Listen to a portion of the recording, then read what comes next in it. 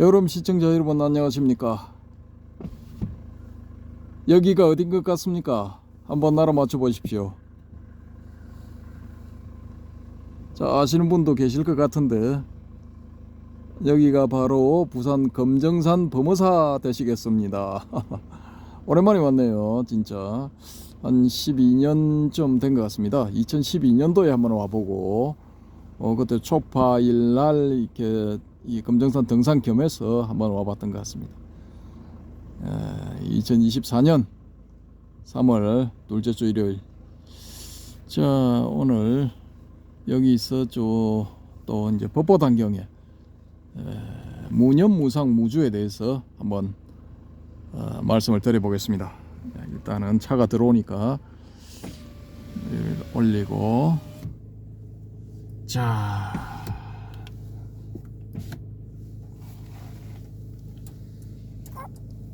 이렇습니다. 일단 우리 현행스님은 법보단경에서 이 무념에 대해서 뭐라고 말씀을 하시느냐 하면은 념이 불념 이렇게 말씀을 하십니다. 이 념에 있어서 념이 아니다, 념하지 않는다, 뭐 이런 거죠. 그러면은 이 념이 우리가 일반적으로 생각할 때는 이제 생각념 이렇게 되겠죠. 뭐 생각에 있어서 생각을 하지 않는다라는 뭐 직접적인 이 직독직해는 뭐 이렇게 되겠죠. 근데 이 무념이 우리가 일반적으로 생각할 때 념이 없다라고 이렇게 이제 볼 수가 있는데, 그런 뜻 의미가 아니고요. 념하지 아니한다 뭐 이렇게 보시면은 가장 정확할 것 같습니다. 그러니까 불념, 념하지 아니한다. 그러니까 념에 있어서, 생각에 있어서 그 생각 자체를 또 어떤 그 소재로 삼아서 다른 생각을 일으키지 아니한다. 뭐 요런 게 되겠고요. 요런 의미 같으면은 이게 이제 무집착이 되거든요. 금강경에서 말하는 무집착. 저는 이제 금강경의 핵심은 무집착이다 이렇게 봅니다. 또 이제 다른 분들은 이제 전통적으로 상을 깨는 것 뭐 이렇게 보시는데, 무집착을 하게 되면은 자연적으로 상이 생기지를 않죠. 그래서 이제 이게 오히려 이제 보다 근본적인 것이기 때문에 집착이 없음, 집착하지 않음, 무집착을 이제 저는 그 금강경의 핵심 사상이다라고 이렇게 봅니다. 그러면은 육조해능 이분도 이제 5조 홍인대사의 이 말하자면 수제자인데, 그 5조 홍인대사 때부터 능가경을 버리고 금강경을 소위경전으로 택했죠. 그러면은 이 법보단경 안에서도 금강경의 사상을 주로 말할 수가 있습니다. 이 직접적으로 이제 뭐 드러내기보다는 아직까지는 이제 요 부분에서도 유마경을 택하고 있는데요. 저는 그 유마경 택한 거는 좀 도식적이다고 보고 그걸 버려버리고 그냥 무념을 이제 법보단경 내에서는 어념이 불념 이렇게 보니까 요 핵심 정의만 딱 잡자라는 거죠. 잡아서 이렇게 보면은 결국에는 이게 무집착으로 온다라는 겁니다. 그 다음에 이제 무상을 보면은 어상이리상 해서 이제 상에 있어서 상을 떠난다라는 이런 의미거든요. 상에 있어서 상을 떠난다. 그럼 요 상자는 우리가 금강경에서 많이 접하죠. 약견재상이 비상이면 적견절해 뭐 이런 것도 있고, 기타 등등 뭐 상을 말하는 그런 문구들은 많이 나옵니다. 많이 나오고, 그게 이제 산스크리트 원어로는 락사나 니미따, 또 산저냐 뭐 이렇게 되죠. 그렇게 되는데 그 세 개를 의미하는 것이 되는데, 이때 당시에 이제 이 육조 해능 대사가 이 산스크리트 원문을 알고 있다고 보기는 좀 그렇고요. 일단은 우리의 구마라집 대사가 번역한 그 금강경을 이제 접했을 것이다라고 이렇게 보는 게 가장 정확한 것 같습니다. 그 한문본 금강경, 한문식으로 이제 해석을 해석 내지 해설을 해서 섭득하고 있었을 것이다 라고 이렇게 추정하는 게 맞는 것 같습니다. 이 부분에 이제 무상도 상이 없다라는 이런 게 아니고 상에 머무르지 않는다, 상에 집착하지 않는다. 그래서 의상이 리상, 상을 대함에 있어서 그 상을 떠나 있다라고 하는 거죠. 결국은 이것도 이제 무집착으로 귀착이 되는 겁니다. 그 다음에 무주를 말씀을 하시는데 염염부주라는 겁니다. 이게 이제 해석이 좀 자세하고 재밌게 돼 있는데 생각에 머무르지 아니한다. 생각에 머무르지 아니한다. 이렇게 되죠. 그 주자에 이제 좀 제가 좀 강조를 해놨는데 요거는 이제 금강경의 장엄 정토불에 보면은 이게 뭐 보살이 그 정토를 장엄한다고 생각하느냐 하니까 아닙니다. 뭐 보살이 장엄하는 게 아니고 장엄이라는 것은 이제 장엄이 아니고 장엄불도 적비장엄 뭐 심영장엄 이렇게 나오죠. 이 해석 그대로 한자 해석 그대로 하면은 장엄이라는 것은 장엄이 아닙니다. 단지 그 이름이 장엄일 뿐입니다. 뭐 이런 식으로 나온단 말입니다. 그 뒤에 이어지는 그 뒤에 이제 우리 이 부처님 설법이 어떻게 되느냐, 석가모니 설법이 불응주 색생심하고 불응주 성향 미촉법생심, 응무소주 이생기심하라. 이 응무소주 이생기심에 이제 우리 나무꾼 해능이 개발이 돼서 산 넘고 물 건너서 오조 홍인대사를 찾아가죠. 그래서 요게 이제 딱 붙어 있는 구절들인데 불응 주색 생심 이렇게 됩니다.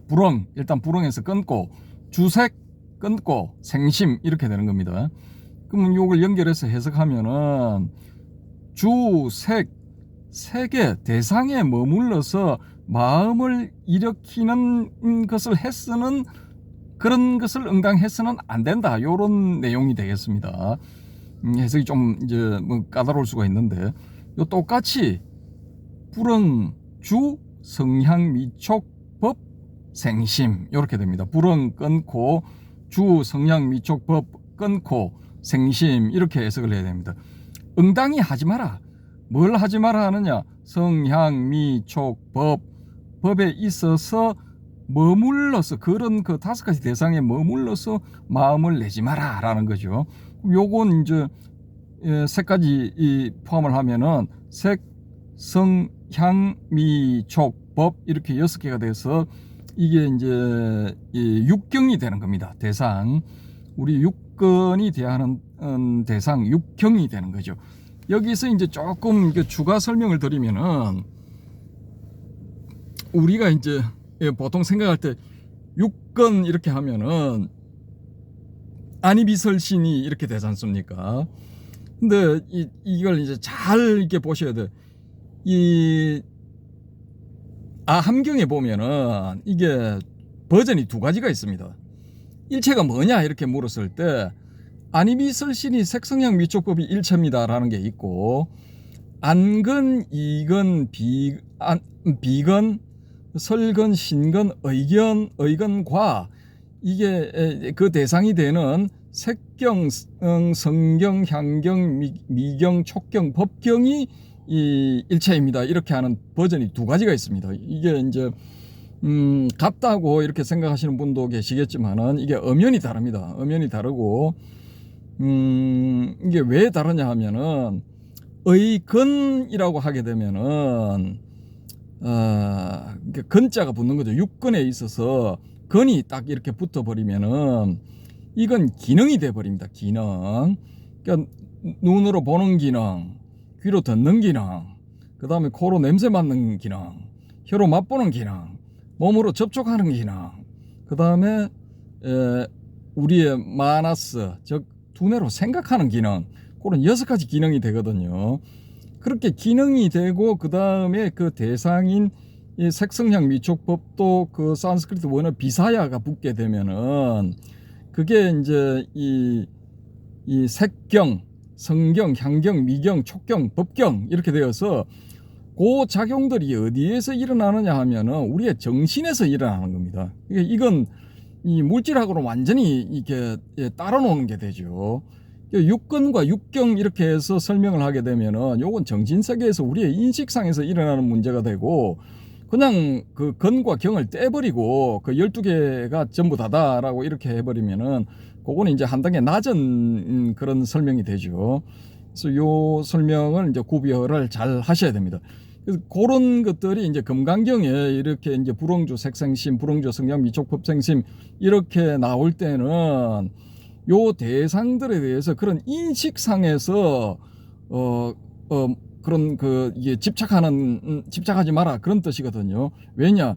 생심이라는 단어가 다 붙어 있잖아요. 생심 두 개가 다 붙어 있죠. 불응 주색 생심, 불응 주 성향 미촉법 생심 이렇게 된단 말입니다. 요건 뭐냐 하면은 초기불교의 법문 중에서 육근 육경에 해당되는 거지, 근과 경이 떨어진 6가지 감각기관하고 대상들 이렇게는 안 된다라는 겁니다. 이 근이 붙으면은 그 감각기관이 일으키는 기능이 되어버립니다. 기능, 인드리아, 혹은 이 인드라 신과 같은 그런 신통 미묘한 기능 이런 의미거든요. 그래서 인드리아라는 단어를 아니비설신이 다음에 붙인 겁니다. 그래서 요건 이제 요 불응주색 생심, 불응주 성냥 미족 법생심, 여기에 그 초기불교의 그런 육권 육경 사상하고 이제 일맥상통하는 그런 점도 있다라는 겁니다. 요거는 이제 참고 삼아 알아두시면 되고요. 그 밑에 나오는 응무소주 이생기심, 그러니까 응당이 머무르는 바 없이 그 마음을 내어라. 이걸 또 이제 좀 독특하게 해석하시는 분들도 있는데 그냥 여기 이제 단순하게 대상에 대해서 주어하지 말고, 그러니까 그걸 다시 말을 바꾸면 집착하지 말라는 거거든요. 집착하지 말고 그 마음을 내어라. 대상을 이런 식으로 이제 대하게 되면은 그 대상을 부정할 필요가 없어요. 이 색성향 미촉법도 부정할 필요가 없어. 색성향 미촉법을 그대로 인정하면서 단지 네가 인식상에서 그걸 파악할 때 거기에 집착하지 마라라는 그런 의미가 되겠습니다. 요 문구는 딱 붙어 있기 때문에 그런 식으로 해석을 하는 게 가장 자연스럽다라고 보거든요. 산스크리트 원문도 검토를 해보면은 비슷합니다. 비슷하게 나가거든요. 오늘 이제 말씀드리는 부분은 이제 원문 검토까지 하면 복잡하니까 요 정도만 말씀을 드리고, 또 이렇게 이제 무주도 보면은 결국은 이게 무집착으로 간다라는 겁니다. 여기 그 법보단경에서 말하는 무주의 주는 이 금강경 장엄 정토본에 나오는 불응주색 생심, 여기도 주가 있죠. 한자로 똑같습니다. 불응주 성향 미촉법 생심, 응무소주 이생기심, 요 내용하고 통한다라는 거죠. 염염부주, 생각에 있어서 집착하지 마라. 거기에 머무르지 말라는 거는 집착하지 말라는 건데, 그 후속 설명이 뭐가 나오느냐 하면은 전념이 있고 금념이 있고 후념이 있다라는 거죠. 그러니까 앞선 생각, 지금 생각, 다음에 또 그 뒤를 따라오는 일어나는 생각, 염념이 이렇게 생각들이 일어나서 계속 연결이 된다라는 겁니다. 초기불교에도 염념상속이라 해서 나오거든요. 그래서 그 문제를 가지고 복잡하게 논의를 하는데 이 법보단경에서 간단하게 해결해 버립니다. 사람은 염과 앞생각, 지금 생각, 뒷생각이 계속해서 이렇게 일어나는데 염념상속이 되는데, 여기서 염을 끊어버리게 되면은 넌 죽은 거나 마찬가지야 이렇게 해버립니다. 염 끊을 필요가 없다라는 거죠. 그래서 좌선한다고 앉아가지고 무념의 상태에 들겠다 하고 막 무념하고 염을 없애자 이 염에 들어가는 건 망염도 마찬가지입니다. 이 염을 없앤다 할 때 이제 망염을 없애야 된다 이렇게 해석하시는 분도 있는데, 저는 그렇게 안 보고요. 그냥 이분은 이 해능대사는 염염을 없애자 해버려. 염이 없으면 그게 나무 토막 같은 시체나 마찬가지지. 없앨 필요가 뭐 있냐라는 거예요. 염염이 일어나면은 염염이 일어나는 대로 놔두라라는 겁니다. 놔두면서 무주만 하면 된다라는 게, 머무르지만 않으면 된다. 이게 인식상으로 그 생각들을 움켜쥐지만 않으면 된다라는 거거든요.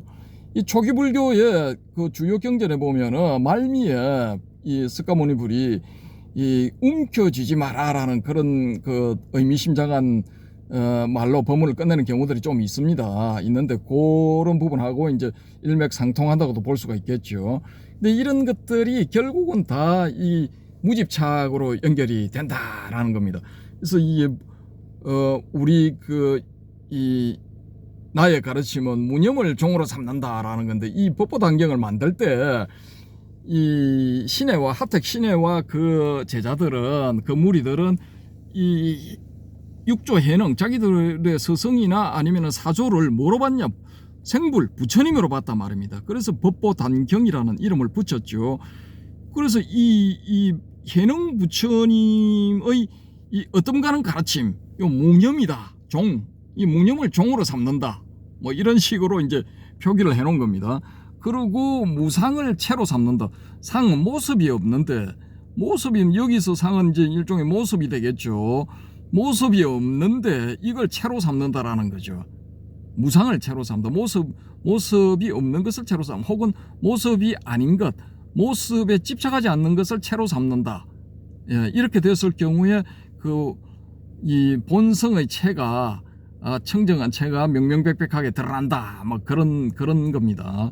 그래서 의상이 리상이 되었을 때, 그때 이제 체라고 할 수 있는 그런 것이 비로소 드러난다. 뭐 그런 의미입니다. 그 다음에 무주는 이제 본으로 삼는다, 근본으로 삼는다, 뭐 이런 거죠. 이 무주는 아까 이제 설명을 드렸듯이 뭐 그런 의미입니다. 주하지 아니한다. 무상은 상에 집착하지 아니한다. 이렇게 보시면 될 것 같고요. 이 무념은 또 념하지 아니한다.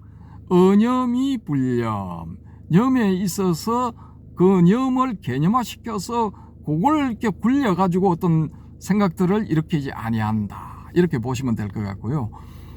또 무념에 있어서 념을, 요 단어가 한자는 이제 뜻글자죠. 뜻글자인데, 이 념을 이제 요 부분에서는 이제 요렇게 제가 말씀을 드렸는데, 이 초기 불교의 수행법 중에 선정 수행에 있어서 통찰 수행으로, 통찰 명상으로 윗바사나 있죠, 그죠?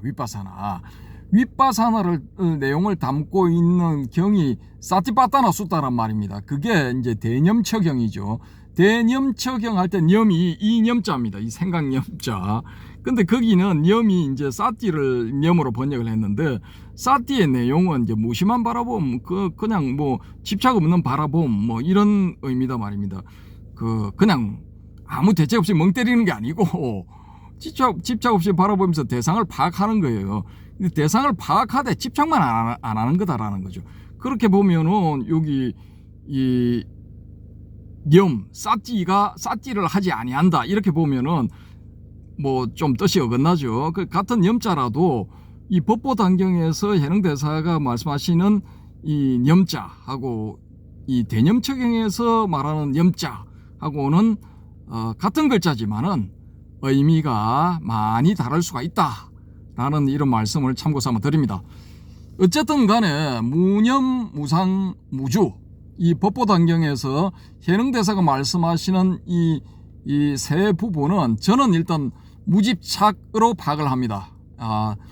우리 바람의 금객님은 이 법보단경의 핵심은 무념, 무상, 무주에 있다라고 말씀을 하셨는데, 뭐 저도 일정 부분 동의를 합니다.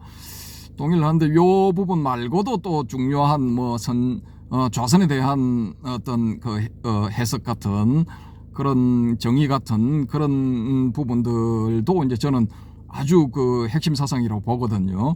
어쨌든 간에 요 부분이 이 법보단경의 핵심이다라는 부분에서는 뭐 이의가 없습니다. 이의가 없고, 그러한데 일단은 제 설명이 이제 마음에 안 드실 수도 있을 것 같습니다. 그러니까 요 영상을 보시면은 댓글을 좀 달아주시고, 또 우리 자유한국님도 한 칼이 있으시니까 또 느낀 점들을 좀 달아주시면 고맙겠고요. 그 외에 다른 분들도 댓글들 많이 달아주시기 바랍니다. 자, 그리고 마지막으로 범의사를 어둠에 잠겨가는 범어사를 다시 한번 보여드리겠습니다.